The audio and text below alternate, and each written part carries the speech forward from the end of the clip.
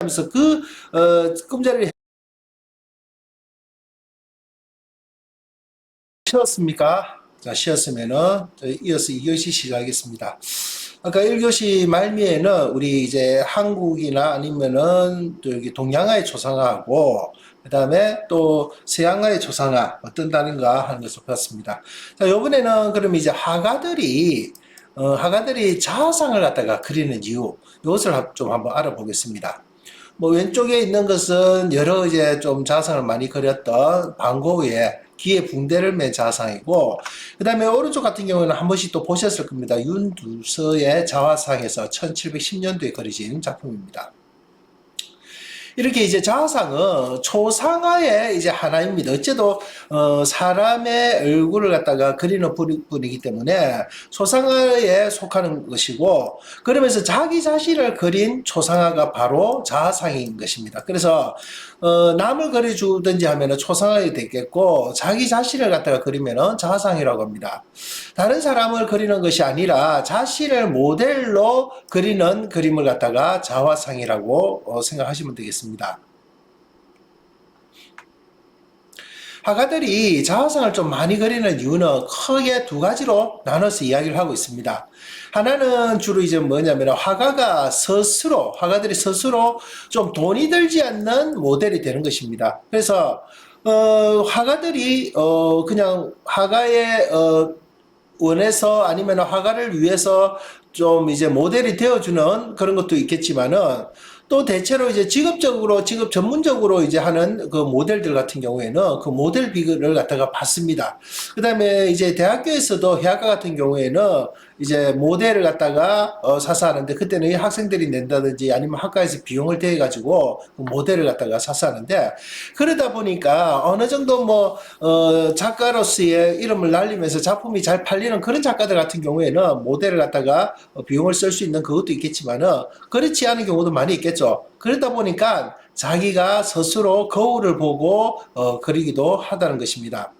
사람을 그리는 것이 빨리 이루어지지 않기 때문에 짧게는 며칠, 그리고 길게는 한두 달 동안 모델을 확실히 앉혀두어야 하는 겁니다. 그래서 보통 하게 되면은 기본적으로 큰 레이아웃이라든지 그 다음에 주로 얼굴 그리고 자세 정도만 하고, 그 외에는 섬세하게 그리는 부분은 다르게 그릴 수도 있다는 거죠. 그렇기 때문에 그러면은 모델을 하게 되면 얼굴을 이제 닮아야 되겠죠, 그죠? 그런데 얼굴만 한다고 하더라도 시간이 많이 걸리고 하니까 할 수 없이 한 번씩은 모델을 갖다가 쓸 수도 있지만은, 대체로 보면은 그 이전에 내가 그리는 스타일이나 좀 방법을 익히고 하기 위해서는 자기 자아상을 갖다가 많이 하게 됩니다. 경제 사정이 넉넉하지 못한 화가들은 그런 고민을 해결을 할 수 있는 방법으로서 자신을 그리게 된 것이 화가들이 자아상을 많이 그리게 됐던 그런 이유입니다. 자, 이 렘브란트의 자화상입니다. 렘브란트 같은 경우에도 바로크 미술의 선두주자고. 그래서 렘브란트가 자화상을 꽤 많이 그렸던 화가입니다. 그리고 빈센트 반 고흐도 꽤 그렸던 화가이고. 예. 또 다른 하나의 이유는 또 어떤 것이냐면, 화가 자신을 갖다가 좀 알리고 싶은 마음. 후대라든지 아니면은 내라는 자신을 갖다 좀 남들에게 좀 알려야 되겠다. 어찌 보면은 사진의 기록을 남기는 것처럼 그런 거죠. 그래서 자신의 모습을 영원히 남기고 싶은 어떤 욕구에서 나오는 것이 이런 자상을 그리는 계기가 되기도 합니다. 자, 이렇게 자신의 모습을 좀 영원히 남기고 싶은 그런 욕구, 이런 부분에서 나오는 것들입니다. 지금 왼쪽의 사진은 폴 고갱이 그렸던 황색 오탄에 그리스도가 있는 자화상 해서 뒤에 그리스가 있는 그림이 있죠. 이 부분은 지금 폴 고갱이 또 자기 자신을 자기 자신이 그렸던 이 작품이 있습니다. 그 앞에서 그것을 배경으로 해가지고 그리다 보니까 뒤에도 같이 그려놓은 상태입니다. 그러면서 이제 대부분의 자화상 같은 경우에는, 자화상에서 발견되는 것들은, 이 화가들의 희망은 자기를 알고자 하는 욕망, 그러니까 자기 자신이 누구인가, 내 자신은 어떻는가 하면서 그런 욕망도 있고, 또는 또 그러면서 자기 자신을 갖다가 널리 알리려고 하는 그런 욕구가 있더라는 겁니다.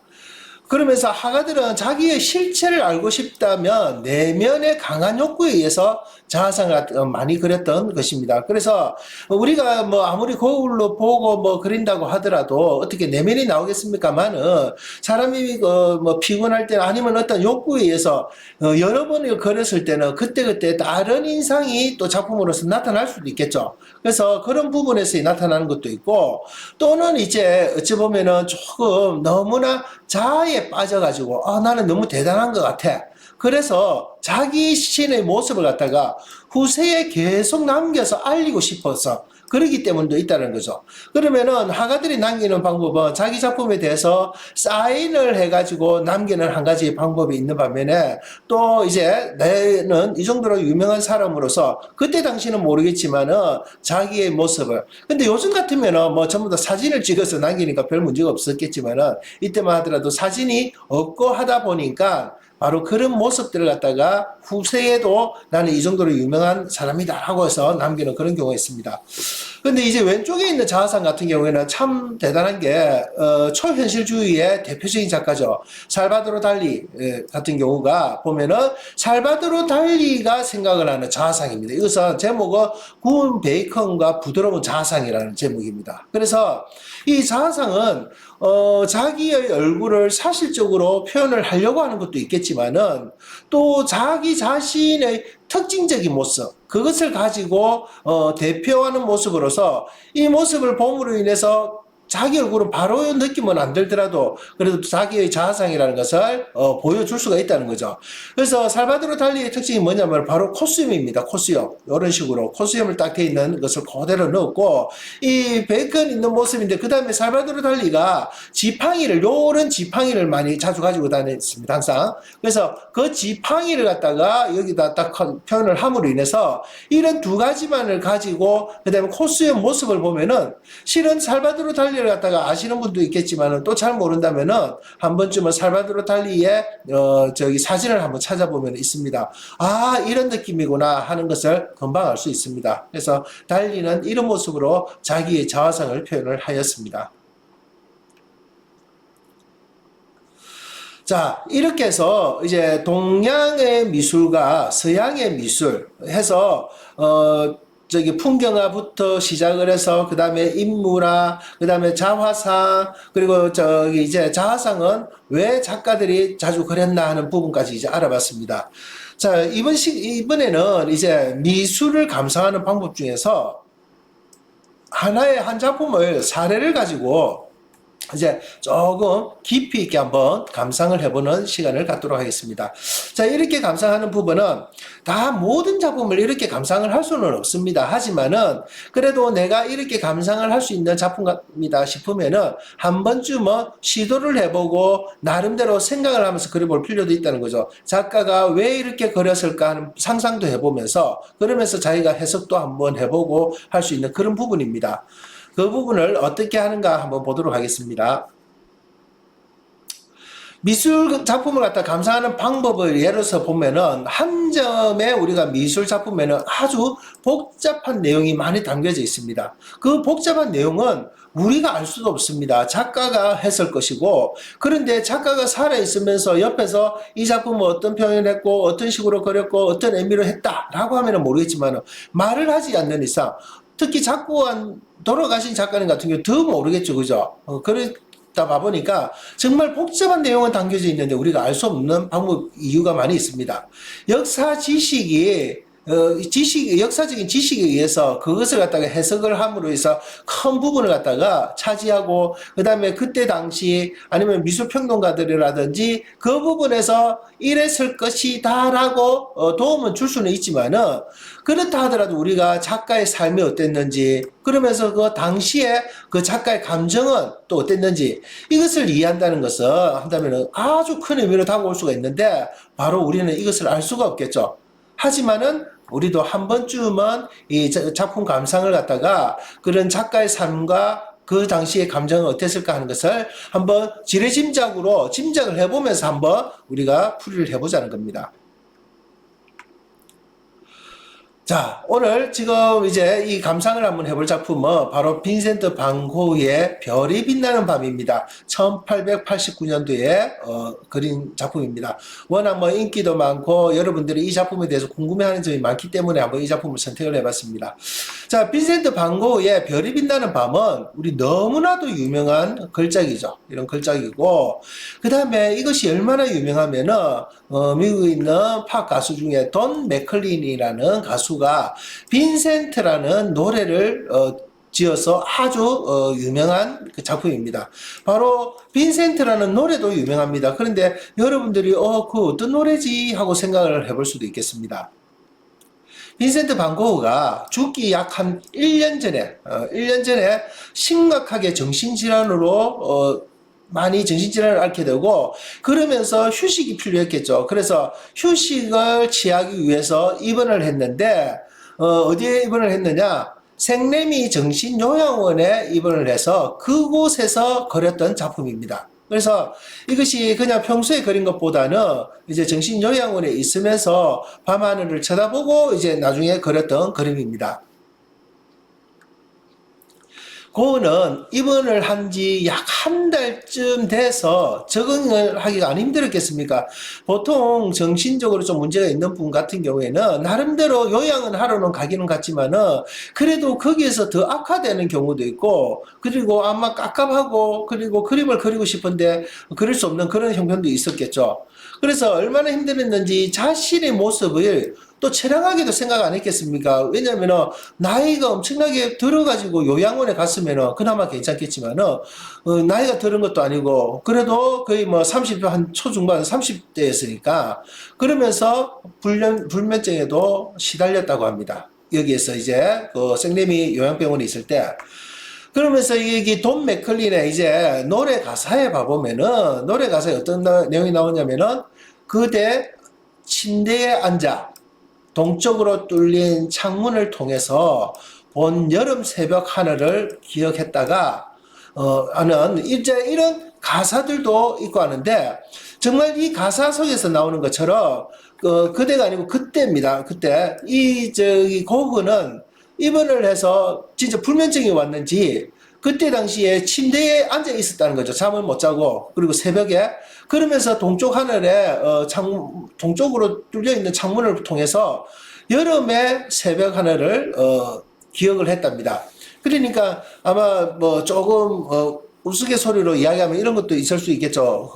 저기 열대야가 있어서 너무 더워서 못 잘 수도 있지 않겠느냐라고 생각할 수도 있지만, 어쨌든 여름 새벽 하늘을 갖다가 보고 있었다는 겁니다. 그리고 그것을 갖다가 그 하늘을 기억하고 있다가 다음날 아침에 작업실에 내려와 가지고 화폭에다가 이 그림을 갖다가 그렸다는 겁니다. 그래서 이 그림 같은 경우에는 밤새도록 보고 따라 그린 것이 아니고 기억을 하고 있다가 그 기억에 의해서 내려와서 이 작업실에서 이 그림을 갖다가 그렸다는 것입니다. 맨 앞에 보면은 꼬불꼬불한 나무부터 또 중간에 파란 줄이 꼬불꼬불한 이제 막 언덕들, 이런 앞에 나무, 이러고 또 꼬불꼬불한 별이 보이는 밤하늘까지, 정말 처음에 우리가 요즘에는 우리 빈센트 반 고흐의 그림을 많이 접하다 보니까 좀 덜하지만은 처음 봤던 사람들은 그러니까 이런 작품들을 보고는 빈센트 반 고흐의 작품은 무슨 그림이 이래 이상하게 이런 식으로 생각 안 했겠습니까? 붙어치도 나름대로 세련됐어야 되는데 막 정말 뱀이나 무슨 벌레들이 몰려서 다니는 것처럼 이런 모습을 그렸으니까 정말 굉장히 정신없어 보이는 것 같기도 하고, 그런데 이 꼬불꼬불했던 이 붓자국들이 자연스럽게 보면은 시선을 갖다가 자연스럽게 다음 목적지로 이동시키는 듯한 그런 또 능력의 표시가 있더라는 것입니다. 그래서 어떻게 보면은 잘 모르겠지만은 우리가 하늘에 다 가기도 하지만은 또 앞에 있는 사이프러스 나무라는 이런 나무가 중간에 딱 있으면서 이 나무가 먼저 앞에 보면서도 어떤 과정으로 보여지는가 하는 부분을 우리는 한번 해석을 해볼 수도 있다는 것입니다. 자, 제일 먼저 이 앞에 있는 이제 요 나무 같은 경우에는 사이프러스 나무입니다. 그래서 누군가, 그래서 그러니까 주변에서 이제 이 작품을 가지고 평가를 하든지 아니면 거기에 대해서 작가하고 난 이후에 이야기를 꺼냈겠죠. 그러면서 이제 여러 사람들이 해석들이 여러 가지가 있었는데, 누군가는 이 앞에 꼬불꼬불했던 이 사이프러스 나무가 죽음을 상징을 한다라고 이야기도 합니다. 그러니까 거기 따르는 것은 항상 그런 것이죠. 원래 옛날부터 점쟁이들이 지나간 것은 잘 맞힌다라는 것이 있던 것처럼, 왜냐면은 그런데 이 해석도 만약에 빈센트 반 고흐가 그 당시에 살아있을 때 이것은 죽음을 상징하는데 빈센트 반 고흐는 왜 이 사이프러스 나무를 그렸지 하면은 이 사람은 대단한 거지만은 나중에 1년 이후에 자기 친히 죽었지 않습니까? 빈센트 반 고흐가. 그러니까 이 사이프러스 나무가 자기가 앞으로 죽을 것을 암시하는 느낌으로 그러지 않았을 거라, 안 않았겠느냐 하는 그런 해석을 내놓더라는 거죠. 그래서 1년 이후에 죽을 것을 알고 미리 알고 그랬다고 하는 그 누군가도 있다는 것입니다. 그런데 그 누군가 말고 또 다른 누군가가 있겠죠. 또 다른 누군가는 무엇을 이야기를 하느냐? 불을 그렸다라고도 이야기를 합니다. 그러니까 워낙 혈기왕성하고 아니면은 정말 빈센트 반 고흐는 정말 그림에 너무 열정도 심하고 하다 보니까 그런 이야기를 한다는 거죠. 정말 활활 타오르는 자신의 열정이 있는데 자기는 정신요양병원에 그냥 있고 그러다 보니까 어떻습니까? 깝깝하고 미쳐버리겠죠. 이런 식으로 풀지 못해서 작품에다가 타오르는 불처럼 나무를 그렸다라고 하는 이야기도 있습니다. 있는데 또 어떤 이는 관리가 안 된 이 사이프러스 나무는 이 나무가 원래 저런 모습처럼 보인다고 합니다. 그러니까 사이프러스 나무를 가지치기도 해주고 잘 정리를 해주면 괜찮은데 그 정리를 잘 안 해주면 저렇게 꼭 불 모양처럼 사이프러스 나무가 보인다는 것이죠. 그러니까 아마 요즘에 여러분들이 이야기하는 것처럼 제일 마지막에 이야기했던 사람은 아마 T인 것 같아요. 감정적이지 못하고 그냥 말 보이는 그대로 이거는 정말 관리 안 하면 원래 저래 돼 저런 식으로 보여 라고 이야기를 했다는 거죠. 어찌됐든지 간에 이렇게 다양하게 고흐가 그렸던 사이프러스 나무 하나를 가지고도 이렇게 다양한 해석들이 나올 수도 있다는 겁니다. 자, 그러면 이럴 때는 여러분들도 이 중에서 내가 느껴지는 이 해석이 어느 것이 맞겠느냐 하는 것 좀 같이 생각해 볼 수도 있겠죠. 그러면서 해가 뜨기 전에 가장 어둡고 원래 이제 그렇지 않습니까? 밤에 계속해서 어두운 곳에 보다 봐보면은 암수능 때문에 어두운 밤도 수능을 함으로 인해서 차츰차츰 사물이 보이는데 이제 새벽쯤 되면 해가 뜨기 전에는 그때 제일 어두운 느낌이 든답니다. 그래서 해가 뜨기 전에 가장 어두운 느낌이 들고 그 새벽에 달빛을 던져서 있는 이 어두운 사이프러스 나무를 보면서 1년 후에 자기가 죽을 것인지 아니면은 그런 생각을 해서 그랬을 수도 있고 또는 나는 너무나 열정적인데 정말 그 활활 타오르는 이런 열정을 갖다가 풀지를 못해서 나는 여기에 대해서 고통스럽게 생각을 하면서 이 그림을 그렸을 수도 있다는 거죠.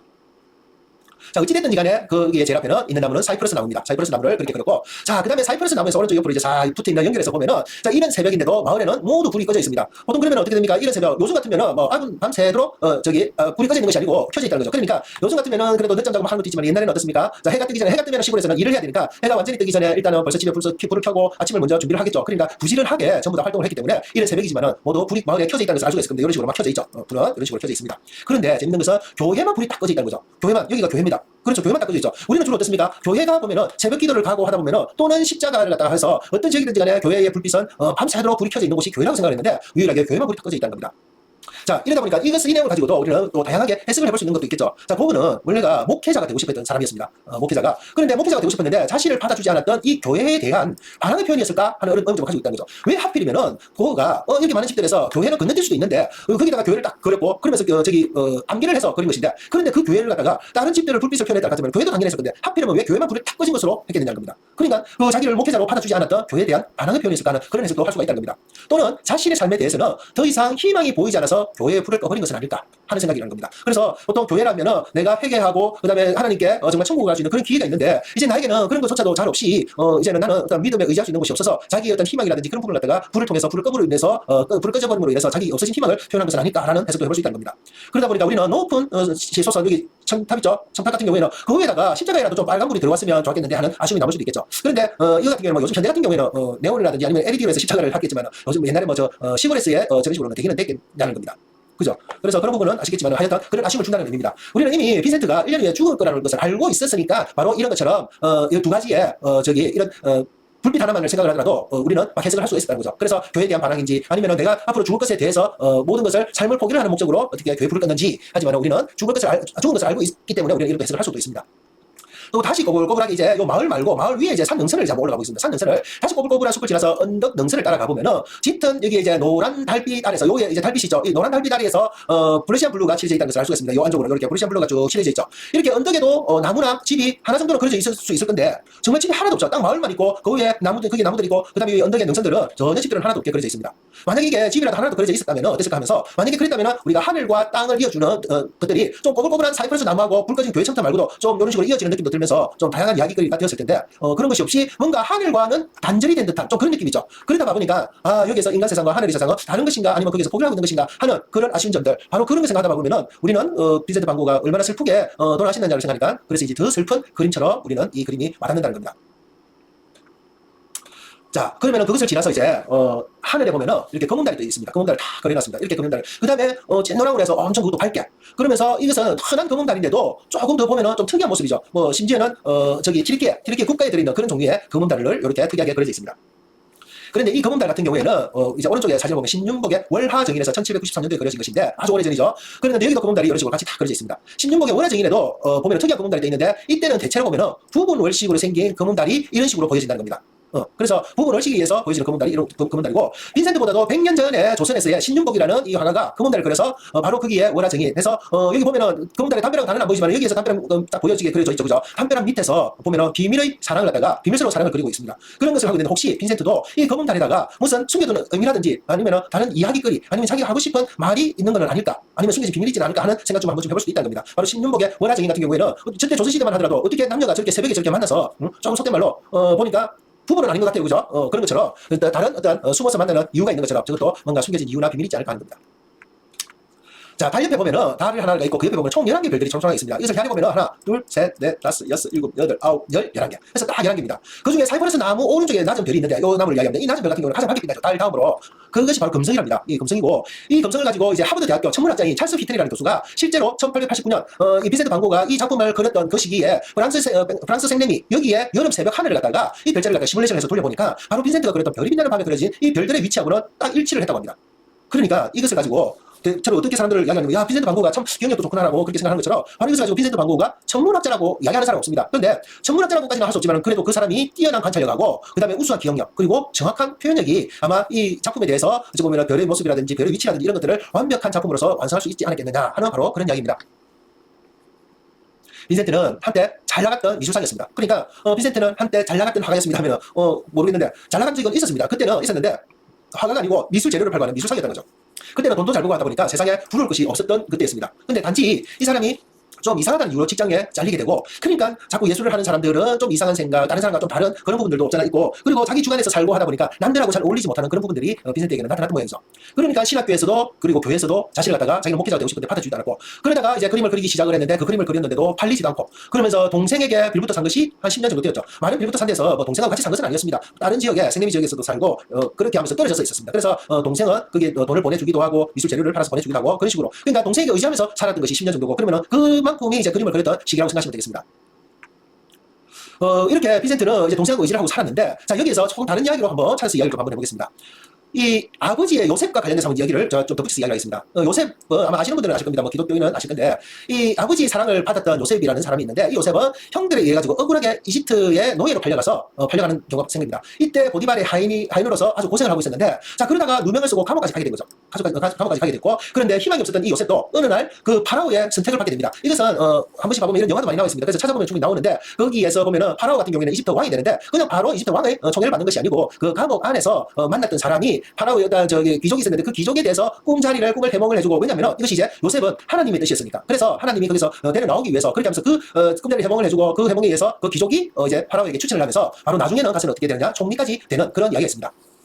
이렇게 요셉은 감옥에서도 하나님과 함께 하시기 때문에 모든 일을 갖다가 다 정통케 하기도 하고 결국은 파라오의 총리가 되어서 중요한 것은 이스라엘을 구원을 했다는 것입니다. 바로 이 요셉은 우리 모세 이야기죠. 그런 것처럼 이 요셉이 하는 일은 뭐냐면 이스라엘의 거기에 전부 다 이집트에 끌려간 이스라엘의 백성들을 갖다가 하나님이 구해내오게 하기 위해서 요셉을 갖다가 거기다가 보냈던 것입니다. 그렇게 해서 이스라엘을 갖다 구원하도록 했다는 것이죠. 이렇게 빈센트도 자신이 요셉과 같은 처지라는 것을 자주 생각했다는 거죠. 왜냐면 이런 내용은 알죠. 그러니까 하나님의 목회자가 되고 싶어 했고 그러니까 그런 처지라는 것을 만큼 뭔가 하나님도 빈센트에게 자기가 함께 해주지 않을까 하는 믿음을 담은 것은 아닐까. 바로 이 의미는 11개의 별, 하나의 달에 11개의 별이 이러한 의미를 갖다가 하나님이 함께 해주지는 않을까. 그러니까 그 별이 어째 봐보면은 수많은 별이 보였겠죠. 그랬는데 그 수많은 별들 중에서 왜 11개만 그러겠습니까?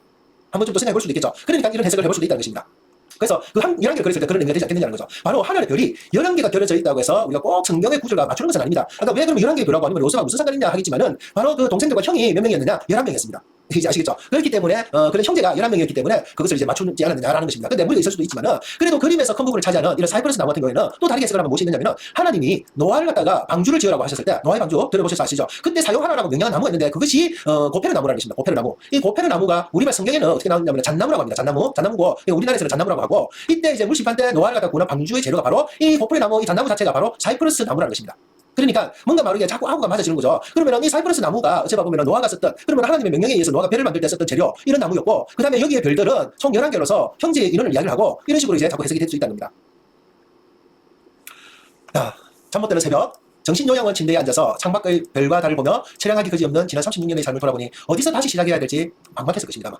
빈센트가 자기도 생각을 해보면 그렇게 제가 엄청나게 나이가 많이 드는 것은 아니지만 빈센트는 자기 자신은 정말 요양병원에서 먼 하늘을 쳐다보고 별과 달을 보는데 내 나이가 36살이나 되는데 정말 이런 식으로 내가 남들은 정신이 온전치 않다고 그 다음에 그림을 그리는데도 그림을 이상하게 그린다고 아마 정말 막막하지 않았겠습니까? 한심스럽고 그 다음에 돈을 제대로 벌지 못해서 동생한테 의지를 하고 있고 그렇지만은 이 여기서 다시 요셉 이야기하고 보면은 이 요셉과도 함께했던 이 하나님이 자신과도 함께할 거라는 한편의 희망을 가지고 만약에 다시 그림을 그리지는 않았을까? 희망이 섞인 그림이 아닐까라는 그런 생각이죠. 분명히 성공할 거라는 이런 소망으로 11개의 별과 사이프러스 나무를 갖다가 그린 것은 아닐까 하는 부분입니다. 결국은 왜 이런 이야기냐면은 아까 저기 요셉에게는 11명의 형제가 있다고 했죠. 바로 요셉을 버린 형제는 어떻게 되느냐? 10명의 형이고 1명의 동생이 있습니다. 그래서 그 형제는 11명이 있었다는 거죠. 그런데 이게 나중에 보면은 여러 가지 이야기 안에서 성경에서도 봐보면은 이 요셉을 버리고 그 팔아버렸던 그 형제들이 나중에는 이집트에서 총리가 되어 있고 하니까 어떻습니까? 이집트라는 그 큰 나라에 총리가 되어 있으니까 동생들은 나중에는 저절로 와서 동생하고 형들이 동생이었던 자기 자신에게 그러니까 10명의 형하고 1명의 동생이 와서 큰 절을 했다는 것입니다. 거기서는 자기가 요셉은 그냥 그 형과 동생들을 버려주려고 한 것이 아니고 그래도 형제이기 때문에 감싸주기 위해서 불렀는데 나중에 보니까 그 요셉이 자기가 버렸던 요셉이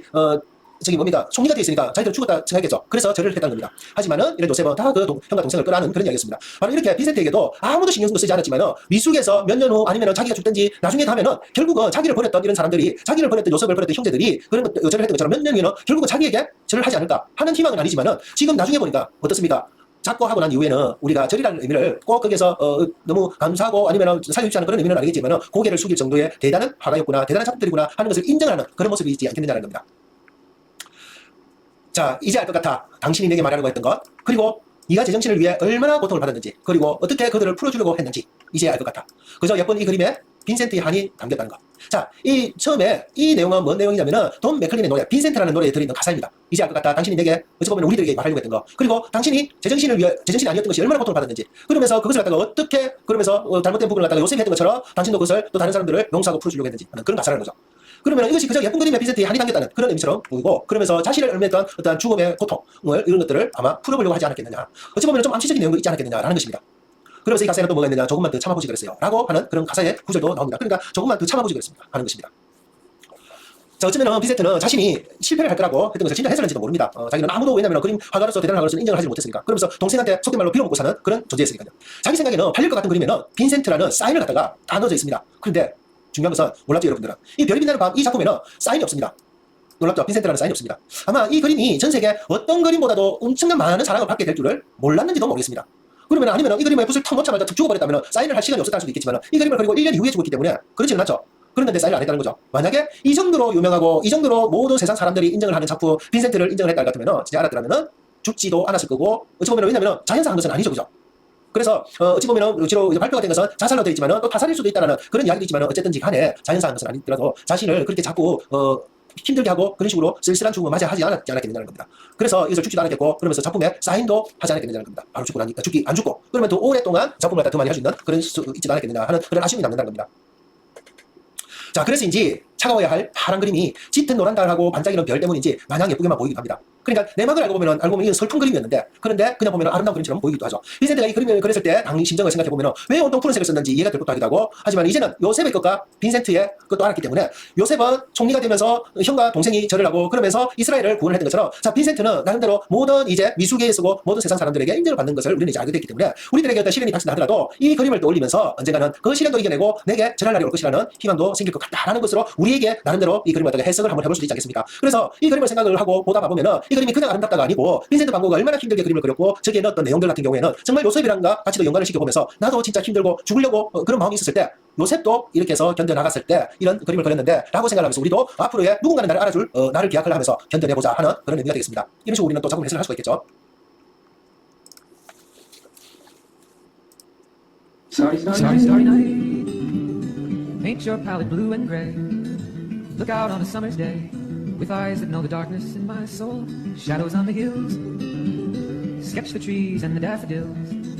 Catch the breeze and the winter chills, in colors on the snowy linen land. Now I understand what you tried to say to me, and how you suffered for your sanity, and how you tried to set them free.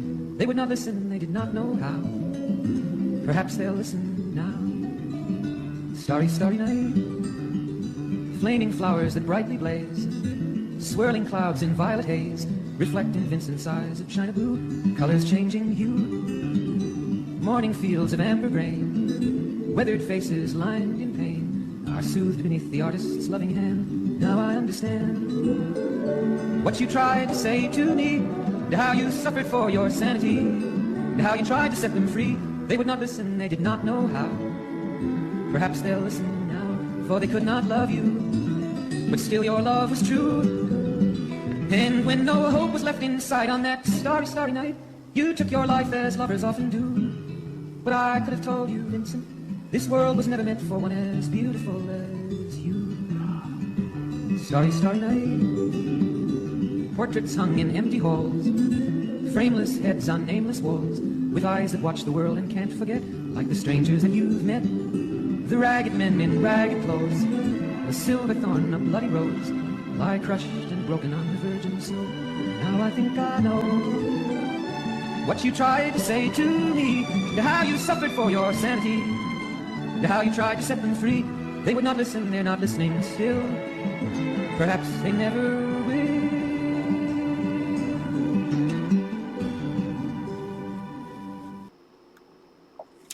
자, 여기까지 해서 13주차 수급 마치겠는데, 자, 방금 봤던 것처럼 우리 빈센트 반 고흐의 별이 빛나는 밤에 대한 작품을 갖다가 나름대로 하나를 깊이 있게 감상을 해보고, 제일 마지막에 이렇게 정말 빈센트라는 노래를 좀 들어보니까 감동적이지 않습니까? 자, 이 노래가 빈센트라는 노래 어떤 노래인지 잘 몰랐었죠. 바로 여러분들이 잘 알고 있는 이 노래가 바로 빈센트라는 노래입니다. 저도 앞에 제가 좀 실험을 해보니까 이 스피커를